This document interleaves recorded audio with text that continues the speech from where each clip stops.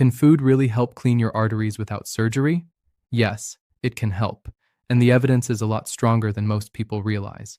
Now, let me be careful with that word clean, because arteries are not kitchen pipes you scrub out overnight. But certain foods can lower LDL cholesterol, calm inflammation, support the delicate lining of your blood vessels, and make plaque less likely to grow or rupture. And honestly, that is where real prevention starts.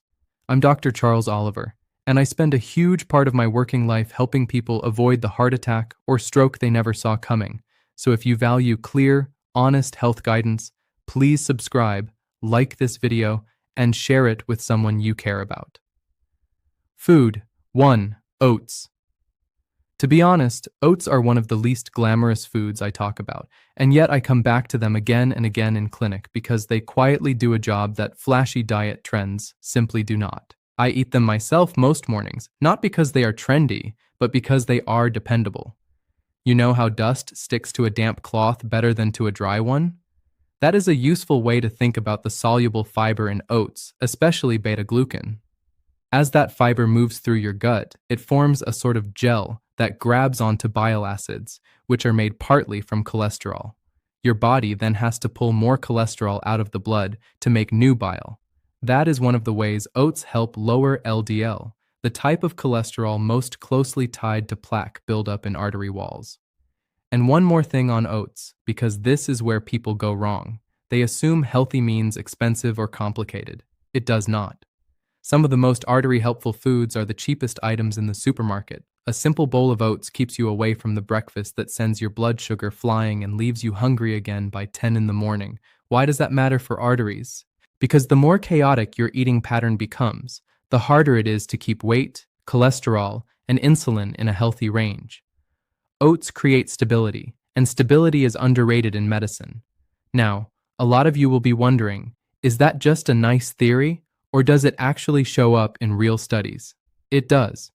There was a systematic review and meta-analysis published in the British Journal of Nutrition that pooled randomized controlled trials of oat beta-glucan and found reductions in LDL cholesterol, non-HDL cholesterol, and ApoB, which, if you think about it, is actually quite remarkable for something as ordinary as breakfast. I'm not going to overstate the evidence here. Oats do not melt plaque away in a week. But when a food can repeatedly nudge the chemistry of the blood in a better direction, day after day, that matters. Stay with me because this matters. Artery disease usually grows in silence, and small daily shifts done consistently often beat dramatic changes that last 3 days. So what do I tell patients to do tomorrow morning? Keep it boring and practical.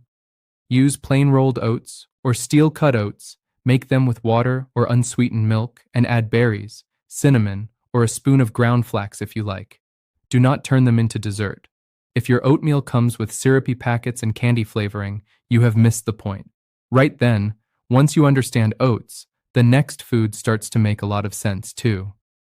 Food 2. Beans and lentils.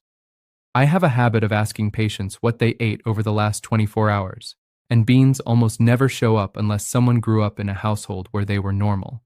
Honestly, that is a shame, because beans and lentils are some of the best artery-friendly foods on the planet. They slow you down in the best possible way. They are full of soluble fiber, they help with fullness, and they tend to replace foods that are far more damaging, like processed meat or refined starch. And here's the thing. Most people focus only on what a food contains, but what it displaces matters just as much. When a bowl of lentil soup replaces sausage and chips, that is not a tiny swap. That is a major metabolic change. Think of your bloodstream like a road system. If too many heavy, messy trucks keep spilling debris, the roads deteriorate faster. Beans help by reducing some of that traffic and some of that debris. They improve the cholesterol picture, soften blood sugar spikes, and feed gut bacteria that produce compounds linked with better metabolic health. There was a meta-analysis in CMAJ that looked at randomized, controlled trials of dietary pulses, meaning beans, chickpeas, lentils, and peas. Roughly 1 serving a day for a median of about 6 weeks lowered LDL cholesterol in a meaningful way. Again, not magic. Real. Modest. Repeatable. That is the kind of effect I respect as a doctor, because modest plus repeatable is how risk drops over years. With beans and lentils, I also like the fact that they are forgiving. Miss a day? Fine. Try again tomorrow. You do not need a cleanse, a reset, or a motivational speech. You just need a few meals each week where pulses become normal. That might sound too simple, and I know that. But simple is often what saves people. Complicated plans tend to collapse the moment life gets busy. A pot of lentil soup in the fridge is not glamorous, but it quietly protects you in a way drive-through food never will. Now, if you are thinking, but doctor, beans upset my stomach, fair point. Start small. Half a cup, not a mountain. Rinse canned beans well. Try lentils first, because many people tolerate them better. Add them to soup, chili, or a salad with olive oil and lemon. You do not need a perfect Mediterranean villa and a sunset in the background. You need one practical habit you can repeat on a Wednesday. And if you are finding this useful, which I really hope you are, please do hit the like button, subscribe to the channel, and share this with someone in your family. It genuinely helps more people see information that could change the course of their health. Okay, so before I move on, let me say something I think builds trust. Now, I'm not going to sit here and tell you any of these foods are a magic bullet. They are not. Some of the dramatic claims you see online are miles ahead of what the evidence actually shows. No single meal scrubs arteries clean. No respectable doctor should promise that. But food absolutely changes the environment inside your body. It changes LDL levels, blood pressure, inflammation, endothelial function, insulin response, and the stability of plaque over time. That is not hype. That is physiology. And honestly, when you respect the limits of the evidence, the real story becomes even more convincing. Food. 3. Walnuts. This next one is probably the most overlooked, partly because people still get nervous around nuts. I hear it all the time.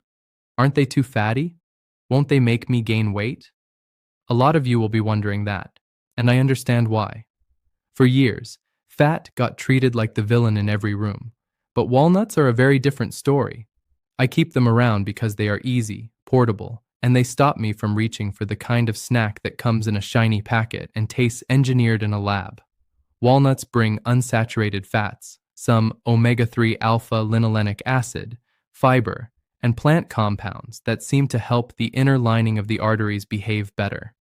You can picture the endothelial lining of your arteries as a smooth, intelligent Teflon-like surface that helps blood flow where it needs to go. When that lining gets irritated, stiff, and dysfunctional, trouble begins long before a heart attack.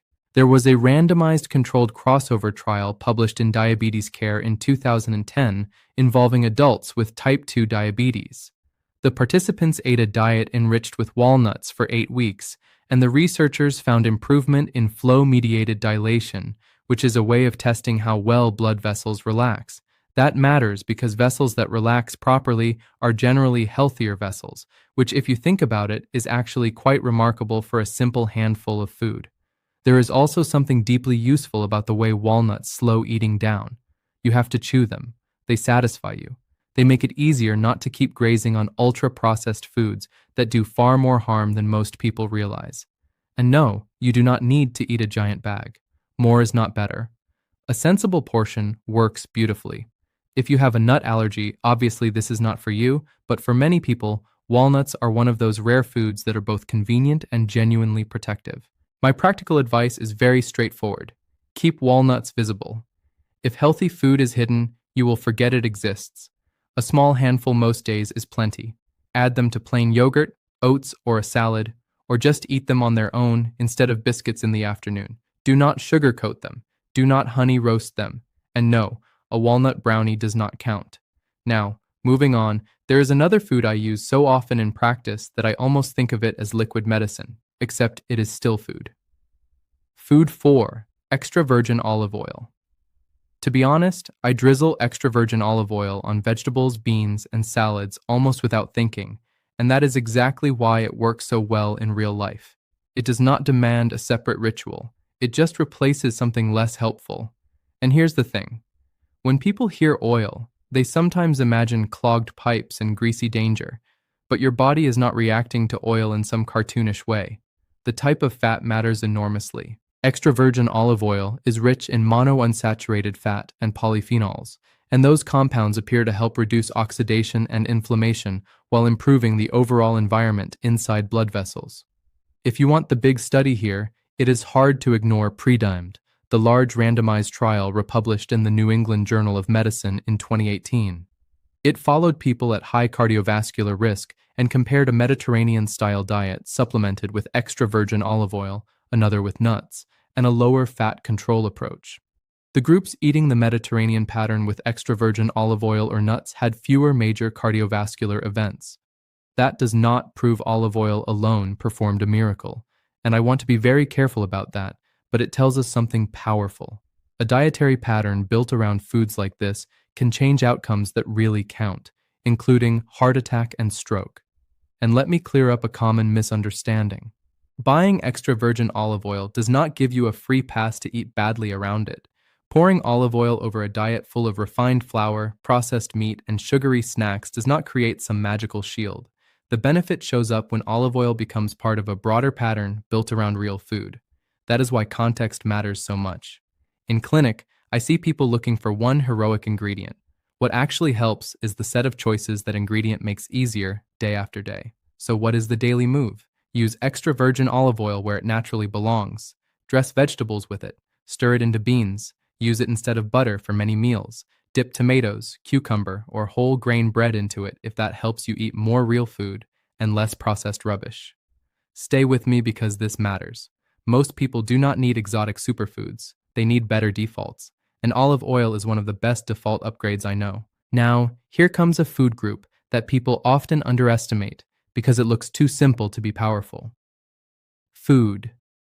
5. Leafy green vegetables. Honestly, leafy greens are not exciting television, but they are wonderful medicine disguised as something your grandmother kept telling you to eat. I try to get some most days, whether that is spinach, arugula, watercress, romaine, or a big handful of mixed greens thrown into lunch. Why do they matter for arteries? Because they bring nitrates from vegetables, not the processed meat kind, and your body can convert those into nitric oxide. Nitric oxide helps blood vessels relax and signals the artery wall to stay more open and flexible. You can think of it as helping the traffic lights and lane markings of the circulation system work properly. Without enough of that signaling, vessels become more tense and less responsive. Now, is there actual evidence? Or is this another case of doctors romanticizing salad? There is evidence. A study published in Stroke looked at older women and found that higher vegetable nitrate intake was associated with less thickening of the carotid artery wall and a lower long-term risk of ischemic cerebrovascular events. There was also a randomized clinical trial published in the American Journal of Clinical Nutrition in adults with elevated blood pressure that examined leafy green vegetables and inorganic nitrate. So, no, this is not just folklore. I'm not going to overstate the evidence here because leafy greens are not a bypass operation on a plate, but they support the chemistry that keeps vessels flexible, calm, and functional. And that is exactly the kind of quiet protection I want for my patients. Leafy greens also do something psychologically useful. They change the center of gravity of a meal. Once greens are on the plate, people are less likely to build the whole meal around something fried, processed, or heavy. You start thinking differently. You start choosing differently. And yes, I know some of you hate the taste. Fine. Use lemon, olive oil, herbs, garlic, or toss them into soups and stews. You do not have to perform virtue. You just have to find a version you will actually eat often enough for your arteries to notice. The easiest way to use this tomorrow is not to force down a giant bowl of plain kale while feeling miserable. Make it normal. Add a handful of spinach to eggs. Put arugula under whatever protein you are having for lunch. Throw mixed leaves into a lentil soup right at the end so they wilt. Blend spinach into a smoothie if that helps you get started. You know, the best artery cleaning diet is usually the one you can live with long enough for it to matter. And here's the thing, the pattern behind these foods is the real lesson. More soluble fiber, more unsaturated fat from real foods, more plant compounds, more support for the endothelium, the blood vessel lining that works all day without applause. And before you think this only matters if you already have high cholesterol, let me stop you there. Artery damage builds quietly for years. By the time symptoms show up, the process is often well underway. So the best time to eat in a protective way is not after the scare. It is before it, while you still feel fine.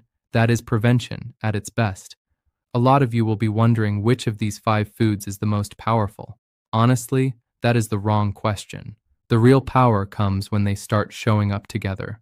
Oats in the morning, beans or lentils during the week, walnuts instead of processed snacks, extra virgin olive oil on your vegetables, leafy greens built into meals so they stop feeling optional. That is how arteries get a better environment to live in. Not through fear, not through perfection, through repetition, through friction-free habits that slowly move cholesterol, blood pressure, inflammation, and vascular function in the right direction. And to be honest, that is how most real prevention works in medicine. Thank you for spending this time with me. I genuinely hope this helped you see that food is not a side issue when it comes to artery health. It is one of the main levers you can pull every single day. If this was useful, please like the video, subscribe to the channel, and share it with someone who needs to hear it. And if you want to go deeper, I have done more videos on cholesterol, blood pressure, and everyday habits that protect your heart. So have a look around the channel and keep learning. Take care.